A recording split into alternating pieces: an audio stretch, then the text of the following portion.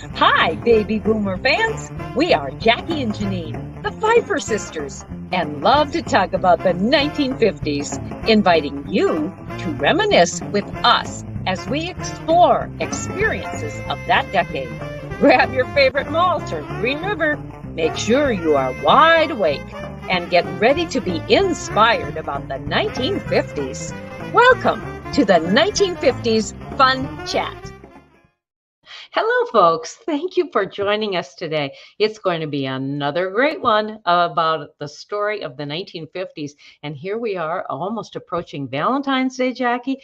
And we don't often talk about what happened on Valentine's Day in the 1950s, and we won't today either. But it's something good to think about. Moving on. Yes. There you go. Take it away. Okay. Well, guests, viewers, please look at the purple banner below. While While the Windmill Watched, we invite you to go there to find out much information about the book, which was written by Janine and Jackie. If you look at the upper right-hand corner, you see Why the Windmill Watched, a slice of rural America in the 1950s. And it's because of that book that we have created this platform for others to talk about their experiences. So besides about the book, it does have all of the 1950s fun chats on it. And today it's number 127. We have been learning so much about the 50s from a variety of guests. Also, take a look at that book up there and you see a little white spot. That indicates a very important little award that was given to the book. It is a book that was given by the International Press Publishers. I'm losing my words here. By the National Independent Press, and it was called the Distinguished Favorite in the regional category. So we're glad to have that little emblem on our book. But as has been said, without further ado, the topic of our chat today is community theater and its value to an individual and to a community, specifically to our guest and to one small community theater. Our guest today is Marty Kittelson. And Marty Kittelson first appeared on the stage 14 years after her birth in 1953 in Latrobe, Pennsylvania. Pardon me. Since that time, she's been involved in every aspect of theater except design lighting. She's acted, directed, choreographed, produced, worked backstage as a crew, as a stage manager, designed and painted sets, and gathered and created props and worked lights and soundboards. She is the Jill of all trades as far as the theater. So we're glad to have her here. And her training began in high school in drama. And then it moved on to Cody College, where she earned an associate degree in liberal arts and has continued in community theaters to the present day. Now, Marty and her husband, Chris, have been involved in various aspects of live theater in cities and small communities. Today, they reside in Spokane, Washington. So, Marty, welcome to the 1950s Fun Chat. Well, thank you, Jackie and Janine. I appreciate the opportunity. And, I was telling Jackie that my clear memories of the 50s, I was 7 years old by the end of the 50s. So I remember an ice cream cone or two, but that's about all. That's a good memory. Was it a Dairy Queen? I don't know. It was just, and because we have a picture of the same day, I remember more about it. It was when we were moving that I was given an ice cream cone to kind of pacify me or keep me occupied. But we moved here from Pennsylvania when I was 5. Uh-huh. And that first experience in theater was at St. Charles Catholic Church in Spokane. And there were 2 plays being done. One was kind of a religious play, and they needed an old lady who had like 3 lines. Well, my faith lends itself well to old lady makeup, as you can see. And so I was given that part. The other play was a 1-act play that was about Santa Claus getting a cold, and Mrs. Santa Claus had to take over. So it was a big part. And 2 weeks before we went on, the girl who's playing the lead chickened out. She was terrified. Oh. So they asked me if I would learn the part and do that. And I did it and just loved it. Memorizing, here we go. Memorizing is a gift to be able to do that. And evidently it's very easy for you, Marty, to be able to memorize. Well, back then, but all of us, I mean, my husband, Chris, and I met at Civic Theater, and we have both done theater for a long time. But he used to be able to just pick up a script, kind of look at it, and he'd know that page really quick. Both are in our 70s, and we look at it and look at it again, and then look at it again. And I say the lines all day long, and it is harder no matter who you are, but seem to be able to do it. And both of us have the technique where we've memorized the script, but we actually see it in our heads. So I could tell you this line is on the top of the page and it's underlined. And I'm not a photographic memory. It's just that scripts work that way. Yeah, wonderful. Do you have a favorite type of character you like to play? Well, the comedic characters are the best. I mean, I think comedies are great to play because you get instant feedback. The audience is laughing. Yes. I've done heavy drama, and if you're doing it well, they're almost holding their breath. So it's very quiet. It's bizarre to be doing these intense scenes and playing like you're playing to a wall because they're not reacting. They're listening. They're really intense. But if they applaud or they don't get up to go to the bathroom a lot during your scene, then you're okay. Yeah. Speaking of comedic people, I have seen Marty play Miss Hannigan in Annie, Little Orphan Annie. She was fantastic. And it must have been a fun part to play because this person was not a very nice person. Yeah, well, it is. It's a good part. And unfortunately, I got really sick the second week of the show. And I don't know which you saw, the first week or the second or third, but because of that illness, my voice kept getting hoarser and hoarser. And I was having to take a lot of medications to even stay afloat. And I lost my voice for like 9 months. I couldn't talk. Oh, my. I didn't realize that. Yeah. Everybody said, what a great character voice. Yes. I'm doing it because it's the only thing that'll come out of my mouth. Yeah. So let's back up to a first experience in community theaters. And that happened to be the Woodland Theatre in Kettle Falls, Washington. So would you touch on, this is a broad topic, but touch on the theater's history and then move on to the general topic of community theater and your experiences.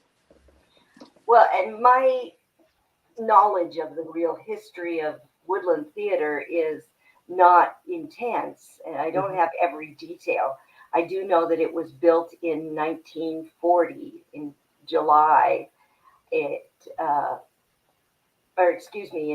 May of 1940, they started construction, and they built it as a movie theater. And in fact, it still has the cement, I guess, the cement walls that go from the basement to the roof that house the projector because the film was extremely flammable. And so that is still there. That's converted into the light booth now. And it opened up and they played 3 movies a week. It was completed, I think, in July of 1940. And of course, very popular because it was a big theater that seated 300 people. And it has good acoustics, whether it's a movie theater or a stage play. The acoustics are great. Jackie, you've had the experience that you don't need a lot of microphones to amplify in that theater. So it was comfortable and it lasted for quite a while, but it eventually, I guess, attendance petered out. Kettle Falls is small and Colville has its own movie theater. So competition for attendees Mm. made it change. It turned into a car dealership, and they had all front was windows, and it was a Volkswagen dealership. And there's even still a cement pit in the back underneath what we used to call the men's dressing room, which was the paint room. And it looks like a crypt, but it's where they emptied all the oil Sure. from vehicles. And so it did that for a while. And then in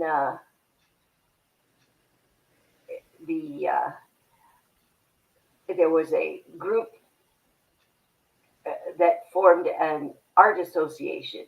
And these were artists who wanted to do painting and sculpture and other art forms. And in 1974, they bought the theater. They were going to get to rent it, which was a pretty good deal. They could rent the theater for $1 a month, and then the owner decided, no, we're not going to let you do that, with a 3-year option to buy it. So they had to get the money together to buy this huge building for $11,000. Ooh. You can imagine. I mean, I live in a tiny little house, and it's far more than 11,000. And then they took another $1,000 and renovated the front of the theater into their area where they would hang all their artwork. And it was still that way when I moved there in 1980. Do you find that a lot of theaters from those early times in America, you talk about the 40s and maybe going into the 50s, that they have metamorphosed into something other than a movie theater? Well, yeah, they built new theaters to replace those old, beautiful ones. I was telling Janine, in Spokane, of course, we had the Fox and the State Theater. And I grew up here, and those were the most elaborate, gorgeous. I don't know if, Jackie, have you guys been in those theaters? And you can see the decorative art stylings on the wall and the ornate filigree around everything. Well, if you go into a movie theater today, they've made them into these tiny little boxes so they could show 100 people at a time, and the walls are just plain, flat, nothing. And so fortunately, those theaters in Spokane didn't get lost. They got turned into performance sites with no backstage, which Woodland Theatre was just like that. It has no backstage because there was a screen there. But however, now it certainly does have backstage. It's a green room backstage. But there's so much performance space. How did it work to have no backstage in the theater? Was there a basement, or how did you as an actress and manage that? Well, when we first went to perform there, Woodland Choir and Orchestra. And then when we did the first play in 1973, we rented it from the arts people. And there were 2 apartments, one in the front over the lobby, one in the back over the staging area. And the people in the back were really nice. They let us use it as our costume changing room, and they went somewhere else for the day and let us take over their apartment. Wow. So nice. It was a challenge. We rented lighting equipment from Children's Theater in Spokane. Chris sat on the steps backstage with this board that was about this big and was trying to run these lights that we'd hung on their makeshift kind of U-shaped wooden pieces hanging from the ceiling and from what's called a T-bar, which was a stand that was like this, that you hung the lights from on either side. And I mean, things were falling apart, and the theater wasn't made to take that much voltage. So we would constantly the lights would suddenly go out because we overloaded the circuits. And fortunately, the crew and myself all dressed in the 1930s anything goes outfits. And on one occasion, the lights went out, and I came from the back going, well, I've got to tell them what's going on. I go out onto the stage, getting in position to tell them that don't panic. And the lights came back on, and I went, okay. Just walked out. So the show will go on. No matter. Yes. Has the type of plays, or what were the type of plays that were produced in the 50s in community theater? Well, I think everything, lots of different types of plays, not as what you would consider as vulgar and earthy language as some of the more recent playwrights who seem to find a limit to their vocabulary.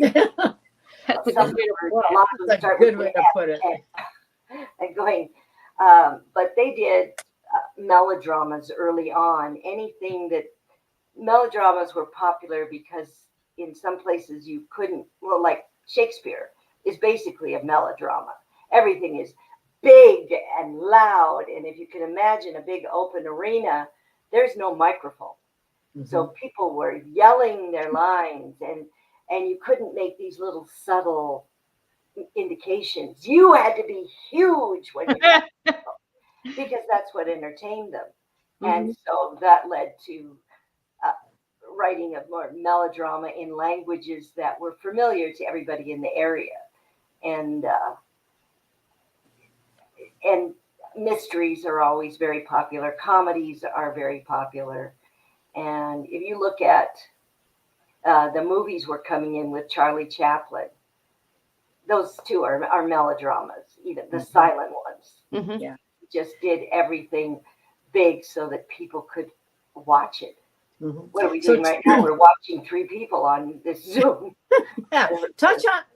Touch please on the musicals and the advent of those. Mm-hmm. Well, the musicals were especially popular after the war and during the war, because I think all of us relate to music. Think of all the churches that you've been to. The highest form of praise, or what they said, praising for a second time, was to sing. Mm-hmm. And it releases emotions from you. It also brings emotion into you when you sing, or when you listen to a song.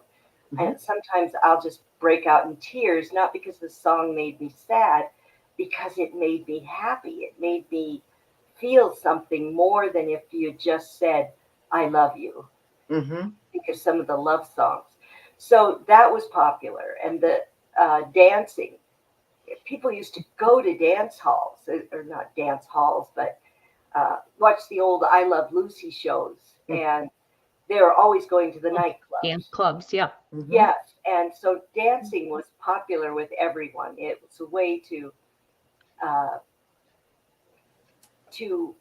watch, and you'd remember those songs. And then, of course, the records would sell. Grease was really popular. You look at the 50s music, the rock and roll and that type of music, you just can't sit still and listen to that. That is yeah. But the musicals were really, really popular, and a lot of them were written based on old stories. Rodgers and Hammerstein being prolific in musicals. I love Gilbert and Sullivan. I love the Pirates of Penzance, which is really an operetta because they sing almost everything. And they're very well attended. And Woodlands has proved that musicals will win out every time, because we'll sell out the musical. Whereas with a play, if we got 70 people in there, that's not an insult. It's just, that's life. People say, I don't want to see my life. I want to see someone else's life. And I want to sing and dance. Yes. with costuming, are costumes brought in from a theater company, or are they made in the community, or how do you know how that went about in the 50s versus nowadays? I think it's probably the same as it is now, because it was actually less expensive to build your own at one point. If you had a hired staff, which say Mhm. Civic Theater has a paid costumer, and they'll do a cross of, we'll pull from old stuff that we already have, we'll make new things, we may have to order from someone else specialty items, depending on what the show is. But I think they would have done that in the 50s too, borrowed from other theaters, kept a stock, and kept it up to date. Because if you were doing a whole lot of Shakespeare plays, one of those medieval or those costumes, Elizabethan costumes, would work for a different show. However, if one actress is a size 6 and one is a size 1, there might be alterations, Yeah. but Yeah. same Yeah. thing. Was improv done back in the 50s? Not the way it is now. I don't know much about the improv that would have been in the 50s, but it's gotten very popular now because if you're a small theater and you have no money for props and sets, Mm. improv is one of the easiest. Readers theater or improv, where you either got a script and you're reading the parts, or you're just making things up as you go, and it becomes a comedy sketch. Hmm. But they rehearse improv. It sounds like improvisation should be just off the cuff, but they have to know how to drive that suggestion to the point of beginning, a middle, and an end. So Mhm. people who are in improv companies, and there's one here in Spokane that's quite popular, they rehearse a lot. Hmm. Okay. Mhm. What are we So going to do? how, oh, I'm sorry. How do young people benefit from seeing and then participating in theater?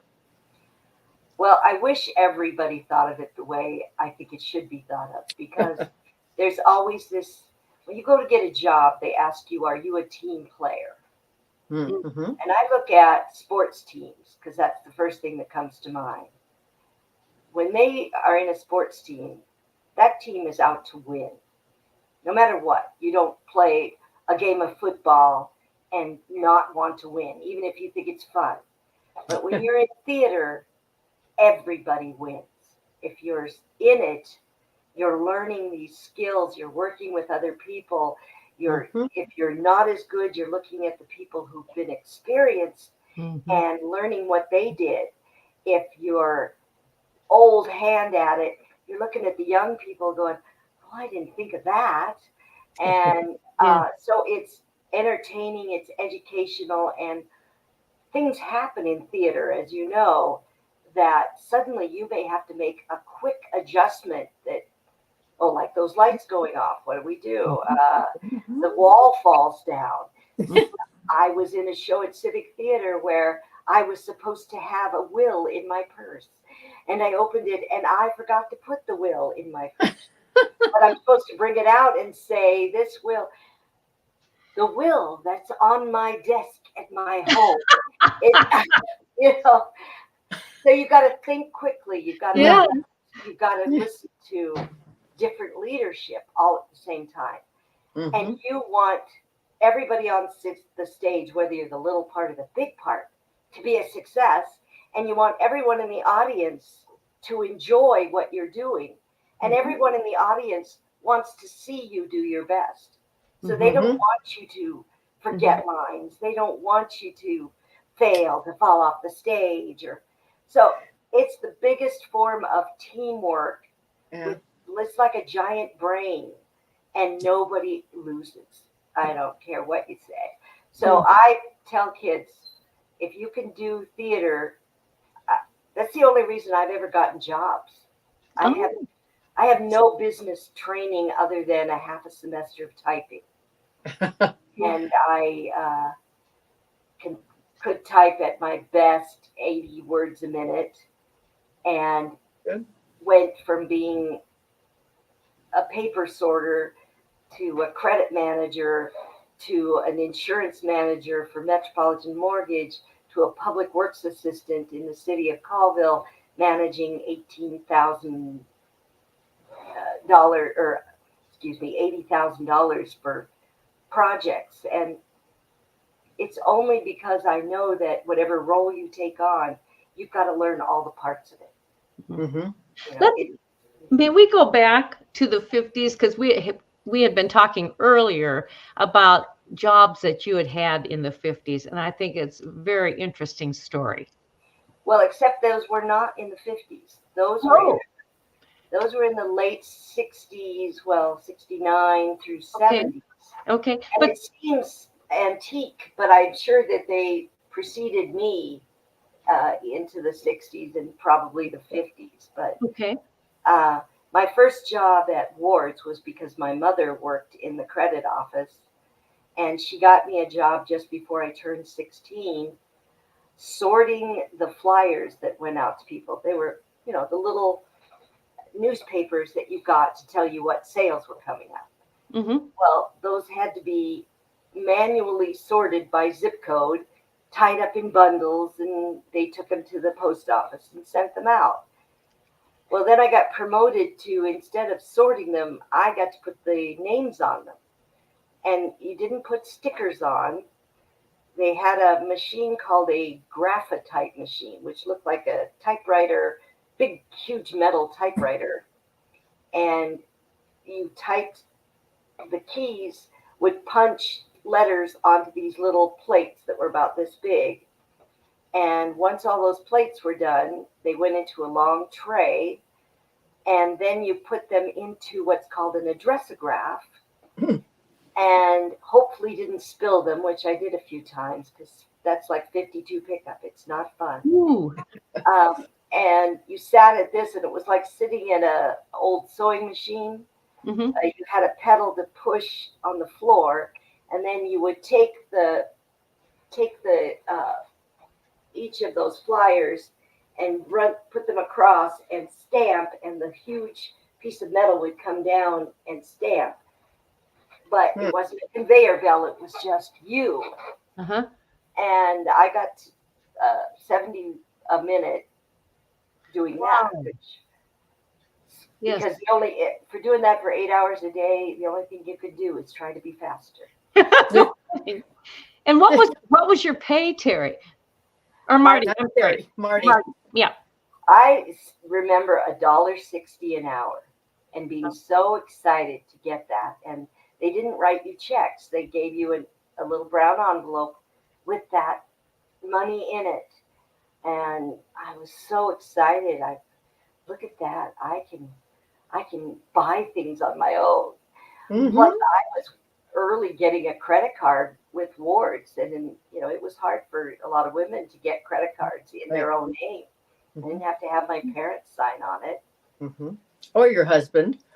Yeah, exactly. When I didn't have a husband, and I had my own credit card. So super. So I thought those were good experiences for me. And I was telling Janine that the kids don't have opportunities for a lot of these diverse jobs that don't exist because of technology. Mm-hmm. I told her I ran the elevator at Ward's, which is now the Spokane City Hall. Oh, is that right? That's the Ward's building. So I was up there in 74 looking at Expo 74. But the elevator was a manual crank. It had a round wheel inside the door, and I had a little stool, and I would turn the crank to go to whatever floor they wanted, and wherever you let it go, it would stop. So if it was in the middle of the door or just below the opening, you could open the door and get out. Step up, step down. But they used to think it was great fun because I'd have to work late because I was going to school, to send me to close up I think it's the 7th floor, just with storage. Send me upstairs to just listen to see if anybody was up there. And then they turn the power off on the elevator. Oh. And I'm in the dark upstairs, yelling downstairs. It's not funny. Turn the camera back on. Yeah. Did you have to wear a certain uniform as an elevator operator? No, but you had to dress nicely, just like you should for work at any time. Mm-hmm. Okay. That's the other thing about the 50s. I think it was very easy to see who is a woman, who is a man, who is in charge. Mm-hmm. Everybody dressed to show, okay, I have a good job. I look like this. I'm your teacher. I look like this. Today, they wear jeans and shirts, and it's hard to tell who's who. And I thought identification was really easy. Mm-hmm. And there certainly weren't any garments that were worn that had holes in them intentionally. No. Not if your mother saw you, and if you were at work, the employer would say something. Okay. I mean, I couldn't even imagine it because my mother had always, I mean, down to the fact that you have to wear a slip under your skirt. Mm-hmm. I remember going to grade school. This was at the parish, and I had forgotten my slip, and my mother was having a fit. She was just going, "What do you mean you don't have your slip?" And she took hers off in the car and gave it to me to put on. She said, "I'll get one at work." So she went and bought a new one, and I never forgot my slip again. And the purpose of the slip was? Well, two things, so that you couldn't see through the material. Mm-hmm. So if you were wearing a skirt, you wouldn't want anybody to see through your skirt. No. Plus, it also, in those days, you had the nylons that you had to pull up, or even if you didn't have nylons, it kept the material from clinging to your legs. Got it. Yeah. Do that. Did you ever wear petty pants No. in place of a slip? No. Okay. Yeah. Did you? Yes. When they became fashionable, I think we got them as Christmas gifts. And they were only in a play would I wear those. Yeah, Pirates of Penzance or Seven Brides for Seven Brothers. Exactly. How about a crinoline skirt, crinoline slip? Did you wear that under your skirts? No. Okay. Just the regular, probably. Slip. Just a regular slip. I don't know what they make them out of, rayon. Yeah. Or we used to get not only half slips, sometimes we would get full slips. Yes. And I did not care for those. But anyway, we wore them. I still have those. And oh, do you? yeah, I could, because I do theater, and so sometimes I need to wear things that provide that kind of coverage underneath. And you reminded me of, I don't know, you girls probably remember the nylons that you used to have to put on and then clip to your girdle. Yep. Yes. Or a garter belt. Right. Garter belt. Well, it was the girdle types that I had, and I was fairly young. I'm going to say 13 or something, maybe 14, and starting to wear those. And we went to church somewhere other than here, like in Canada. We went to visit something, and it was so hot, and I'm wearing these nylons, just dying. And my mother looks over, and I had secretly unclipped them, and the nylons were around my ankles. And there again, she was having a conniption. God doesn't want me to be hot. Did you have to go into the women's bathroom then and fix yourself? I'm sure all I did was try not to draw attention. And Roll them up. Everybody left, and then I pulled them up and put it there because we weren't going to move. I think I had to forego communion that day. So you're not. So when you're, I was going to say, when you think of the 50s, granted, you were just is there something besides that you feel that was funny or was a memorable, joyful experience? How about a joyful experience? Well, like I say, in the 50s, I wasn't that You were old. young. Yeah. So The ice cream, I guess, was your joyful That was experience. my joyful experience. And Okay. like so many kids, even into the 60s, and I mean, I was 5 when we moved to the area down by the stadium, which borders Wellesley, and there's a cemetery, Fairmont Cemetery, in the street, and we were about half a block from that. Then we had the stadium, which had all this open ground parking lots with little hills. And we, like everyone else, would get told, be home before dark. Mm-hmm. And took our bicycles, went around the neighborhoods, went into the cemetery, over the cliff, down by the river, over in the stadium area, and had a great time and knew everybody in the neighborhood. Mm-hmm. And Janine and I were comparing. I got my bike when I was, I can't remember if it was 7 or 9, but I had that bike until 10 years ago and still rode it. And it brought back all the memories of the freedom you felt as a kid, being able to do that. And our parents didn't worry we were going to get kidnapped. No. Which was nice, because the only people who would kidnap us are the neighbors who'd say, I have your kid, you want him back? Did you ever run away from home, Marty? Oh, no. Okay. Not even a block away. Oh, well, I'd be gone all day, but not with the intent of didn't running. want to run away. The only time I ran away, I guess you would call it, is when I went to college in Missouri. Mm-hmm. I had gone to Shadle Park, to St. Charles, and then across the street was Glover Junior High. And I didn't want to go to Marycliff High School, which was a girls' high school. That's stupid. And then I'm going to go to Shadle Park, which is a huge school with 2,000 students. And, I went from a class that I had been with for 8 years solid, then to junior high, and then to Shadle. Well, there was no college across the street.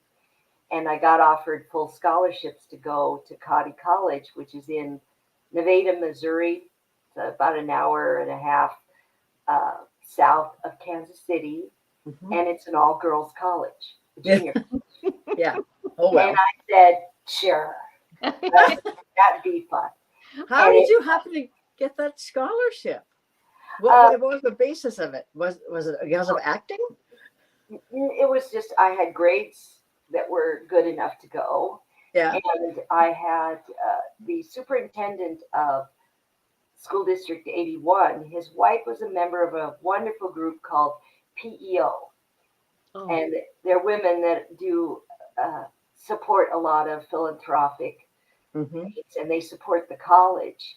And she came and gave a talk, and 2 of us at the school said, boy, that sounds interesting. And I said, it's interesting. I'd love to, but I can't afford it. I can't even go to college because we just didn't have the wherewithal to do it. And so she helped me get the scholarships. And I think, at that point, I think it was somewhere like $2,500 to go for a year. And it's a wonderful school. It's a good deal more than that now, but you live in suites. It's a dorm, but each dorm is broken into these individual suites of 6 rooms apiece, either singles or doubles, a central living room and dining room, your own bathroom, and a little kitchen. And you've got swinging doors that separate you from the hallways. So you get pretty tight living with the girls. We just had our 50th reunion, and all but one of us who were in that suite as graduating seniors in 73 came back and still are in touch with each other. In fact, I'm going to see them again this year. Well, as great. We're getting to the point where we need to wrap up our conversation today, which has been so about anything. You've got more to say too, huh? Yeah. And Marty, thank you very much for being our guest. It seems like I'm cutting you short all of a sudden, but I apologize for that. But what you have covered as far as the theater, the development of it, the metamorphosing of it from the 50s to now, and the changes that have occurred, and some that are still the same. What a wonderful experience for us to learn about all that. And I especially like your personal story about working at wards, and that's something that Jackie and I didn't have the experience of doing, nor working with that particular machine, and then going on from there. Thank you very, very much, Marty. We appreciate that. Well, you're welcome. And I would always say everybody should go to Woodland Theatre and see every production. Okay, there's one coming right up. Into the Woods is next. Into the Woods is next, and it will be great as usual. Awesome. Jackie, how can you close our program today? Viewers, just take a look at the screen, and maybe down below you'll see a red subscribe button. We'd really appreciate it if you touch that, and also the blue thumbs up button. Tip that one up with your finger, and until next time, tell everybody about the 1950s Fun Chat. Your friends, your family. Until next time.